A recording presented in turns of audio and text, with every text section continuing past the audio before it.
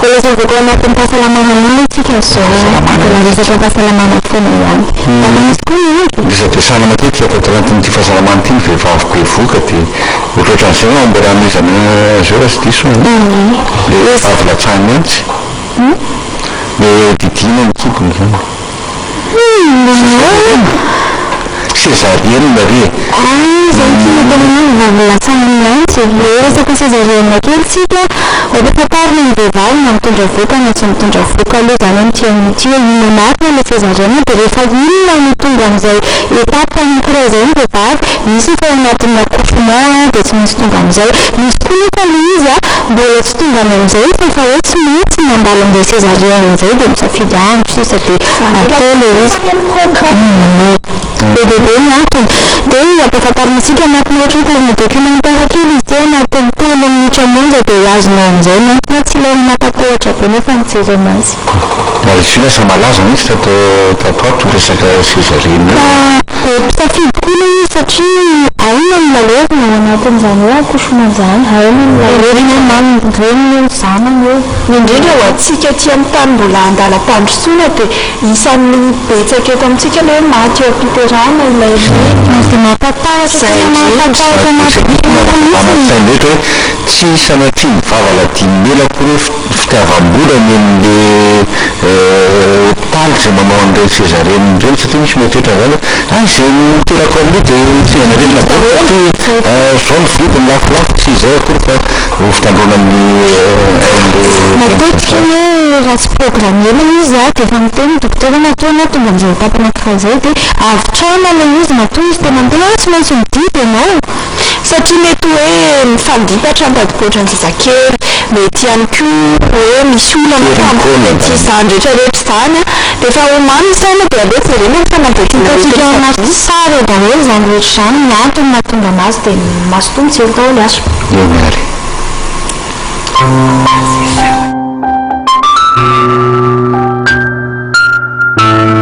Une césarienne est une intervention chirurgicale au cours de laquelle des incisions sont effectuées dans l'abdomen de la femme et dans l'utérus pour permettre la naissance du bébé. Dans certains cas, la césarienne peut être planifiée, mais la plupart du temps, le besoin de césarienne devient évident après le début du travail, lorsque des conditions anormales rendent un accouchement vaginal dangereux pour la mère ou pour l'enfant.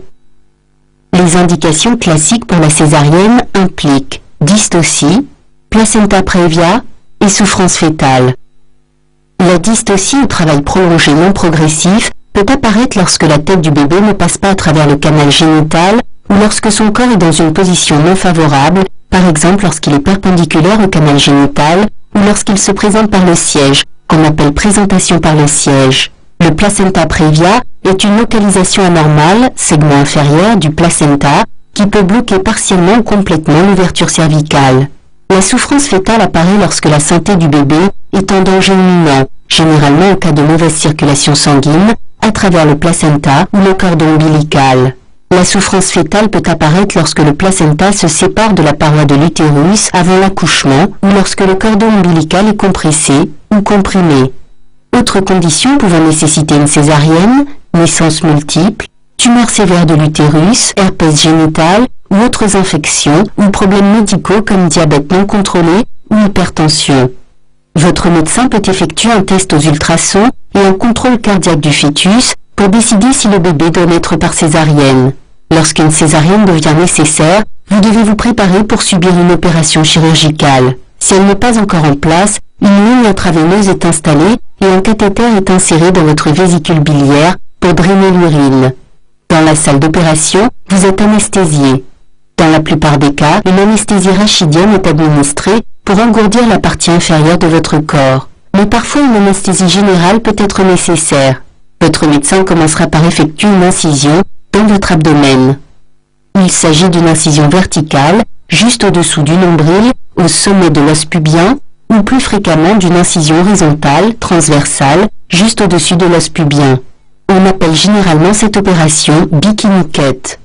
Votre médecin effectuera ensuite une deuxième incision dans la partie inférieure de l'utérus.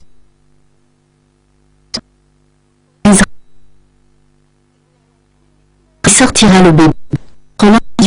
du ventre.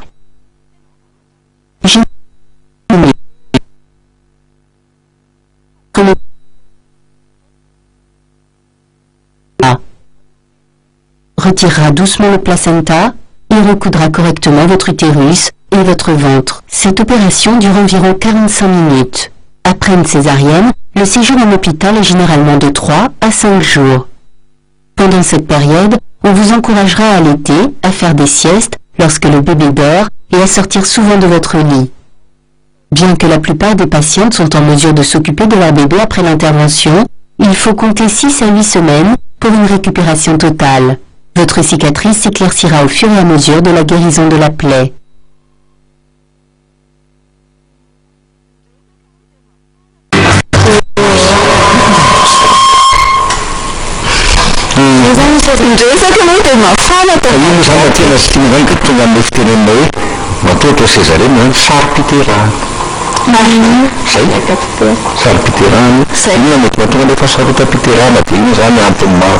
Ianao sa tena fantatra antony indray zao. Rehefa misikina olo dia mifamaky. Tsy ino ka misy Zany dia tsy sara. Zany atao. Ialany tonga dia miro satria zany aloha tsara. Dia sampiterana ny vady.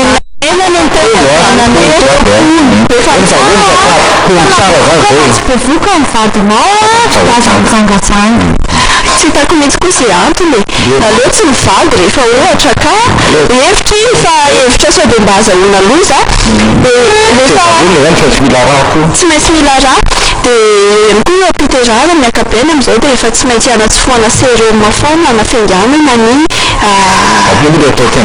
péridural iny ihany koa efa be mpisafidy dia ihany koa hoe tsy maintsy manao sérum anafanganana ny travail tsy haiko ny teny aiza miteny gasy fa azafady tompoko dia misy nefa ny olona matahotra tsindrina fahajiran'olona indrindra fa ny lehilahy izay no fafantariko anareo fa nanjera ty fanadihadiany ty dia fantaro fa lehilahy efatra amin'ny 10 no matahotra tsindrina maneran-tany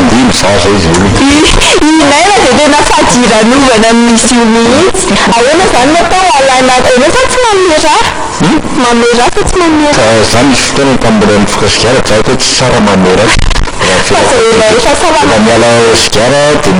miatoato kely eo amin'ny 10-10 taona angamba dia afaka manome ka tena atahoranay nane dia seringy sy nitsindrona eo ihany koa le sanatria tratran'le venita ireny na hoe vaky ny vaina satria tsy hitan'le olona efa tratran'izany matetetika ny tanako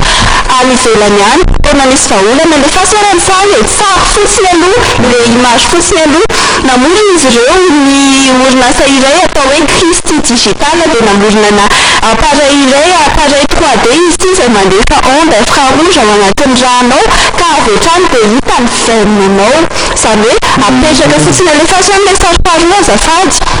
iny le appareil iny dia rehefa ohatran'izao tonga dia hitanao eo hoe io daholo ny lalanga rehetrarehetra dia eto ny anatsofoana an'ilay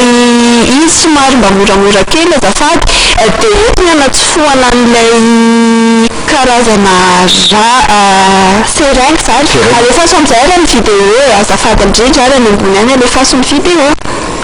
ohatran'io izy io rehefa hitantsika ny vidéo io le appareil teo dia apetraka fotsiny eo amin'ny tanana izy io efa tena be dia be ny mampiasa azy any ivelany any any Frantsa any Europa any Amerika ihany koa dia efa mampiasa n'io fitaovana iray izay hijerevana ny veine io avokoa io zany tsy atahorana mihitsy hoe hovaky le izy na ino manko tena mahatonga ny olona matahotra matetika hoe tsy hitan'le olona dia mahatsizona ny tanako efa impito izay mitady veine tsy hita mihitsy ny veine ny tanako indrindra rehefa ohatra avy torana le olona dia mikampona be mihitsy ny veine na ohatran'izany dia efa io no ampiasaina misy karazany roa izy ireo indray le ohatra ny parafina kely iny izay hita ohatran'izao dia indray le ohatra ny appareil mipetraka teo dia io no anatsofoana an'le izy tsy matahotra tsony zany ianao hoe misy problème mitady an'le veine na misy olana mitady azy fa tonga dia avy hatrany dia efa hita ny veinenao fitaovana ray any ivelany any izay tena tsara Christy Digital ho any anaran'ilay orinasa namorona azy io ilay orinasa asa rovina raha mety efa misy eto amintsika fa mety sy ny olon-drehetra kosa nefa io zao izy io na dia kosehana amin'ny tanana azy dia iny miverina ihany hoe iny le lalandra dia hotsofohana an'izay écuille fatariany koa fa ny écuille ny ampiasaina amin'izao naina dia efa tsy le vy be intsony fa ohatran'ny plastika zay dia ohatran'ny plastika zay zao atao rehefa manao tsy marary kandatsy le resaka marary misy fa iny vy kely atsofoka amina kovata mihitsy Resaka matono zay no vao mety reto resaka le mitondra voka toetra somary verena kely taloha tsy azo atao zany hoe vehivavy be voka mitaratra zany fa hoe mampatahotra be hoe mety maratonga zaza sampy hatramin'izao manao radio manao anina ny écho zao hoe vatarafina iny reny fa ny radio mbola tsy azo atao aloha mitany lehibe rehefa be voka ianao dia tsy mahazo manao radio mihitsy manontany mihitsy izy mitondra voka compte mihitsy voka hoana tsy manao dia tsy misafy anao dia tsy manao échographie tsy manao analyse zany zao zany ilaina daholo manao analyse zay indrindra andeha amaranantsika an'izao fiarahana tapan'ny faharoa zao solita kely any maroka tany ny solita tany maroka resaka manarina ny solita fotsiny le izy ny solita fokaha tany maroka tany fokaha nefa soarmenja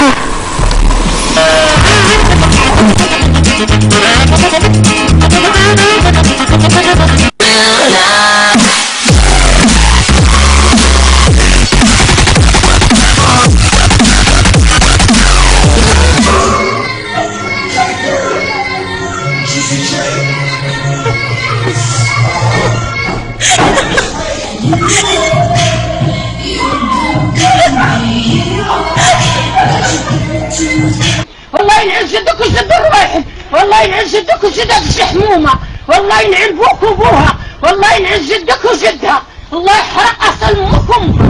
وترى الله ينعل الصل قطع تمه وترى الله ينعل القش وقطع تمه وترى الله ينعل الطلية قطع تمه يا بنت الطلية صباح الرباح صباح الورد صباح الياسمين تجي عالدين نشربك القهوة يلا ابدا كنت ندخل فادي يلا يا خضرة بسم الله بسم الله الذي لا اله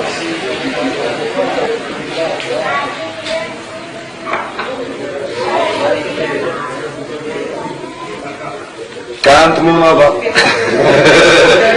خلي معك شي دقيقة خلي معك شي دقيقة اللهم بارك خلي معك شي دقيقة خلي معك شي دقيقة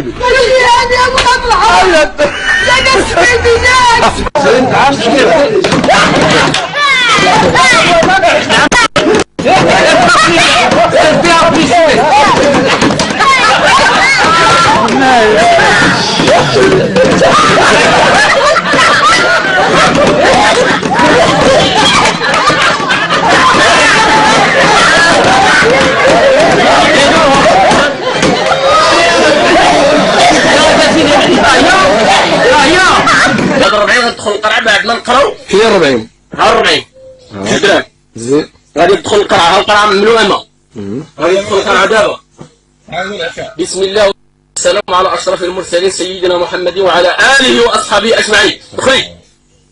طلع الساعة طلع هنا واش دخل ولا دخلش.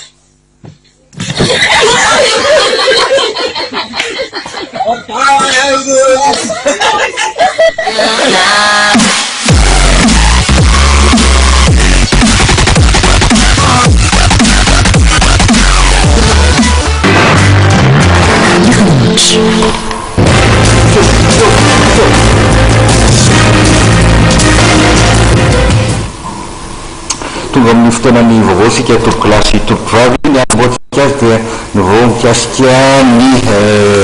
telma na lay fahasombana teo anivon'ny telma zany mahatonga ny resaka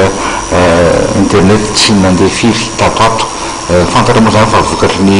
horohotany izay mitrangatany anaty ranomasina tany no nahatonga ny fahatapahany.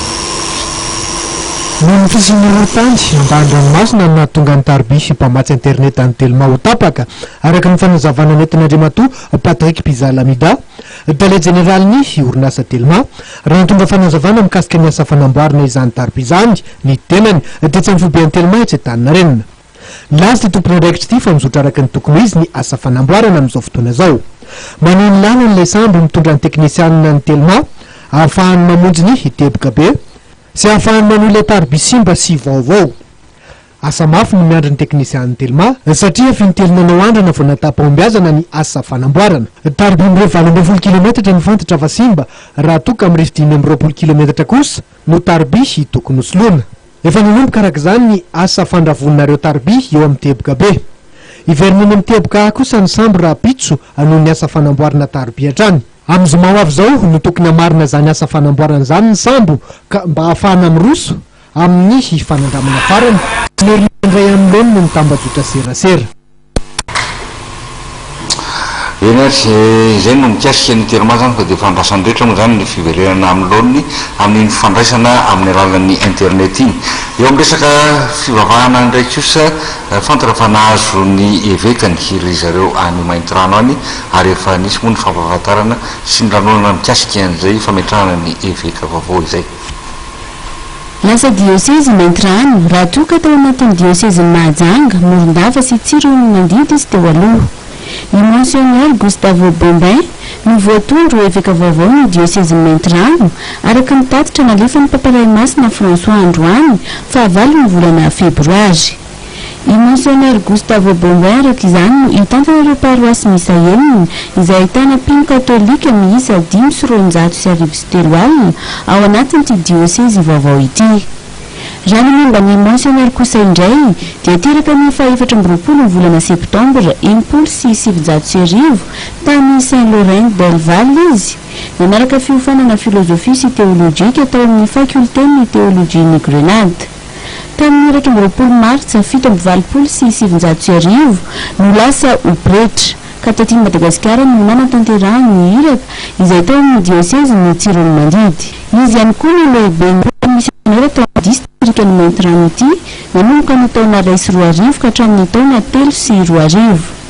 Notondroiny paparay masina Jean Paul II ho eveka ny Tsirony Mandidy izy ny 4 oktobra 2020. Izao kosa izy dia notondroiny paparay masina François ho eveka ny diocèse vaovao ao Maintirano. Nitombo iray indray araka izany ny diocèse ny mpino katolika eto Madagasikara. Atony ry zareo sinoa ihany koa dia mankalaza ny taom-baovao ihany koa isika malagasy fa saingy tsy amin'ny voalohany volana janoary toy ny mahazatra ny sinoa moa dia anatin'ny volana janoary ihany koa no ankalazana azy fa tsy amin'ny voalohany volana. Itsika malagasy ndraiky kosa dia amin'ny volana marsa ho avy zao rovina marina nga hoarao ny fanadihadiana fa ao anatin'izay ny valiny. Amin'ny 20 martsa ho avy zao ny datin'andro ankalazana ny taom-baovao malagasy